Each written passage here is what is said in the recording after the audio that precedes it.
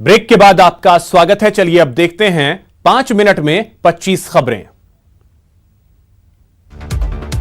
कृषि बिल के विरोध के बीच केंद्र सरकार ने रबी फसलों पर एमएसपी की बढ़ोतरी को मंजूरी दे दी है। कृषि मंत्री नरेंद्र सिंह तोमर ने लोकसभा में इसका ऐलान किया। गेहूं की एमएसपी में 50 रुपए की बढ़ोतरी की गई है तो चने की एमएसपी में 225 रुपए की बढ़ोतरी हुई है।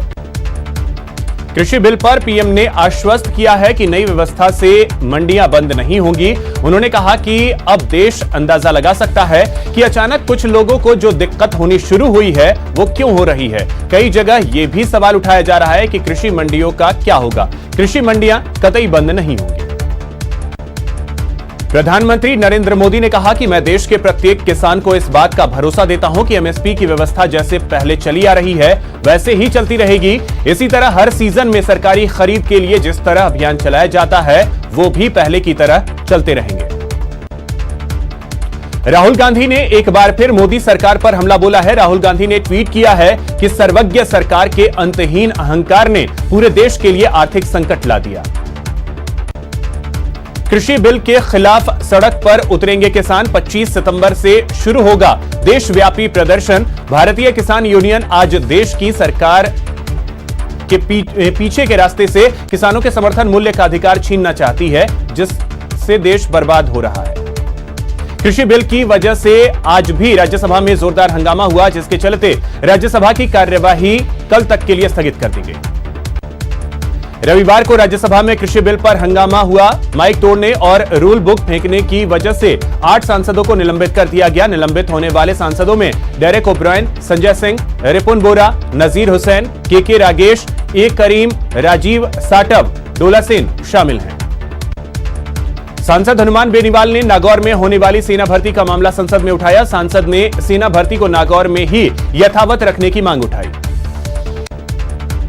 प्रदेश के खान एवं गोपालन मंत्री प्रमोद जैन भाया ने 12 सर्किट हाउस में जनसुनवाई की। इस दौरान उन्होंने बिजली पानी सहित लोगों की आम शिकायतें सुनी और उसका त्वरित निस्तारण करने के लिए संबंधित अधिकारियों को दिशा निर्देश दिए। दौसा में एमबीसी वर्ग को 5% आरक्षण देने की मांग को लेकर एक बार फिर गुर्जर समाज ने बैठकों का दौर शुरू कर दिया है। विजय बैसला की मौजूदगी में प्रतापपुरा गांव में गुर्जरों की बैठक का आयोजन किया गया।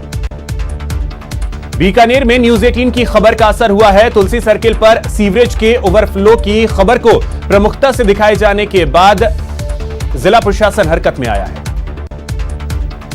अलवर के कोतवाली थाना पुलिस ने जेल में मोबाइल रखने के मामले में 4 हार्डकोर अपराधियों को प्रोडक्शन वारंट पर आज गिरफ्तार किया। चूरू में जमीन विवाद में युवक की हत्या कर दी गई। लाठियों से पीट कर युवक को मौत के घाट उतार दिया गया। धौलपुर रेलवे स्टेशन पर क्षेत्रीय सांसद डॉक्टर मनोज राजौरिया ने रेलवे स्टेशन पर वर्चुअल माध्यम से वाईफाई और नए कोच और ट्रेन इंडिकेटर का उद्घाटन किया। अलवर के एनईबी थाना क्षेत्र में एक शख्स ने मासूम के साथ अश्लील हरकत की। महिला ने इस संबंध में महिला थाने में मुकदमा दर्ज करवाया।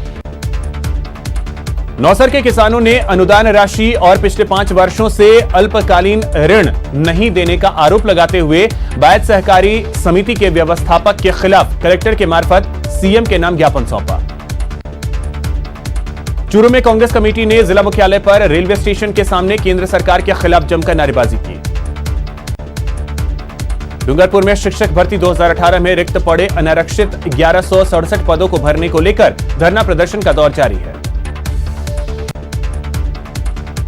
अलवर में राजस्थान गौ संवर्धन समिति की जिला इकाई की ओर से गोधन सेस से आने वाली राशि को गौ संवर्धन पर खर्च करने की मांग को लेकर सीएम के नाम जिला कलेक्टर को ज्ञापन सौंपा। टोंक मुख्यालय के बहिर क्षेत्र की कलंदर बस्ती में कब्रिस्तान की जमीन पर भूमाफिया कब्जा जमाने की कोशिश कर रहे हैं। बस्ती वासियों का आरोप है कि उनकी बस्ती के ही 3 लोग भूमाफियाओं से साठगांठ कर यह कारनामे को अंजाम दे रहे हैं। श्रीगंगानगर में कृषि सुधारों से संबंधित 3 अध्यादेशों के खिलाफ किसान और मजदूर संगठनों के साथ स्थानीय विधायक राजकुमार गौड़ भी धरना स्थल पर पहुंचे। उदयपुर में कांग्रेस आलाकमान के निर्देश पर धरना प्रदर्शन कार्यक्रम का आयोजन किया गया। कोटा के बूढ़ादीत थाना क्षेत्र में काली सिंध नदी में दोस्तों के साथ नहाते समय एक युवक डूब गया। सूचना मिलने पर कोटा जिला मुख्यालय से एसडीआरएफ की टीम मौके पर पहुंची और सर्च ऑपरेशन चलाया। प्रतापगढ़ में कृषि उपज मंडी बंद रही। आगामी दिनों में मंडी खोलने को लेकर मंडी समिति कार्यालय में सचिव मदन लाल गुर्जर की अध्यक्षता में व्यापारियों की बैठक हुई। जोधपुर के महात्मा गांधी अस्पताल को भारत विकास परिषद ने 100 कार्टून पानी की बोतलें भेज दी।